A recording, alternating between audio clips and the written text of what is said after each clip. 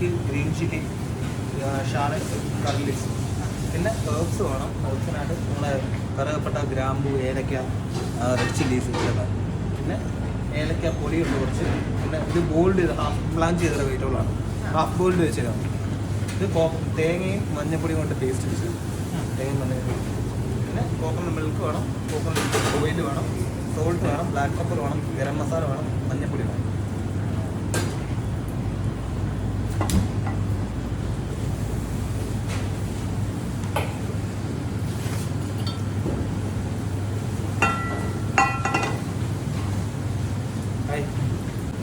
ഇതിൻ്റെ പേരെന്തായിരുന്നു? Sooraj.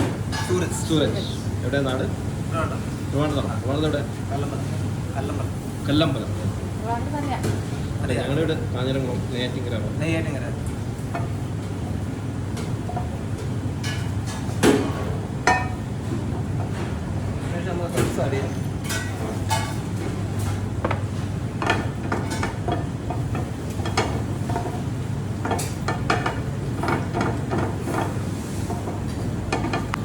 Five star കിച്ചണൊക്കെ ഒന്ന് കാണാൻ. പിന്നെ ജിഞ്ചർ, ഗാർലിക്, ഗ്രീൻ ചില്ലി, ചെറിയ ഉള്ളി, ഇത്രയാണ്.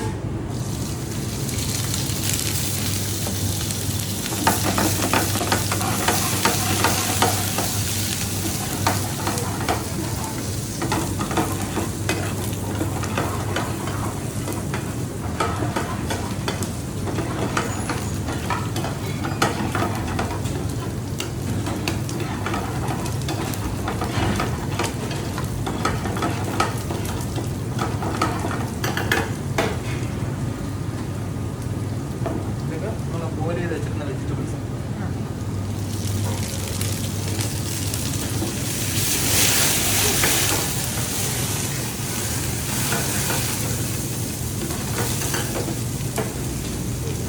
അത് ഈ ഫ്ലെയിം വരാൻ കാരണം എന്താ? അത് ഫ്ലെയിമിലാണ് ഓയിലാണ്. ഓയിലാണോ അത്? അത് വെള്ളമാണ്. ഇതിലേക്ക് കുറച്ച് മഞ്ഞപ്പൊടി ആയിരുന്നു.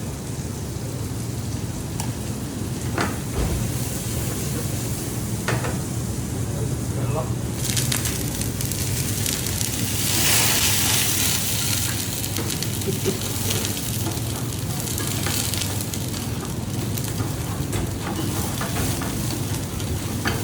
വീട്ടിലാണെങ്കിൽ രാവിലെ എളുപ്പത്തിൽ ചെയ്തെടുക്കാം. നോർമൽ ഈ സാധനങ്ങൾ നമ്മൾ തോട്ടിൽ സമയം നമ്മൾ നേരെ കുക്കറിനകത്തേക്ക് ഒരു വിസിൽ അടിച്ച് തേങ്ങ ലാസ്റ്റ് മിക്സ് ചെയ്ത് താളിച്ച് കഴിഞ്ഞാൽ കറകടി.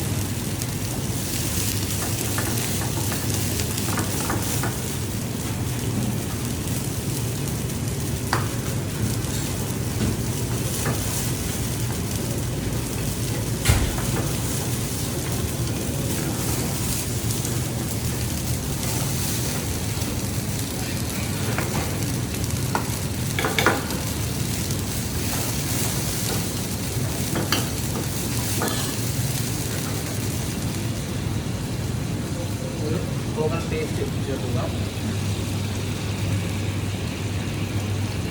അത് അരച്ച കോക്കനട്ട് അല്ലേ? തേങ്ങ അരച്ച് ചോദിച്ചു പഠിക്കുന്നുണ്ട്. അപ്പോൾ ചോദിച്ചടിക്കും നോട്ട് തുടങ്ങണ്ടേ?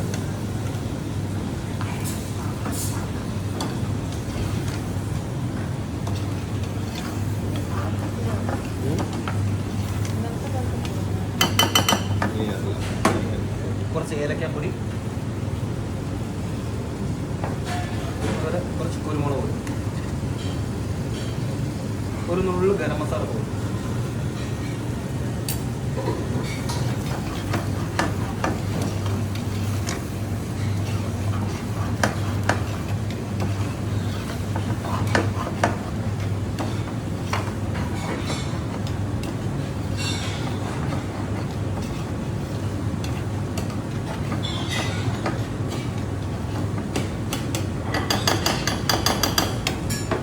വയറ് കട്ടിയതിനു ശേഷം ഒന്ന് തേങ്ങാപ്പാൽ അടി വെക്കുക.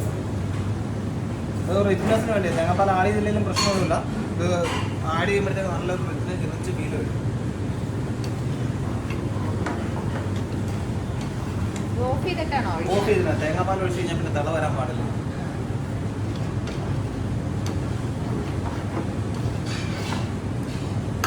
ഫ്ലേവറിന് വേണ്ടിയിട്ട് ഏറ്റവും ലാസ്റ്റ് കുറച്ച് വെളിച്ചെണ്ണയും കൂടെ മേളിൽ തളിച്ചു.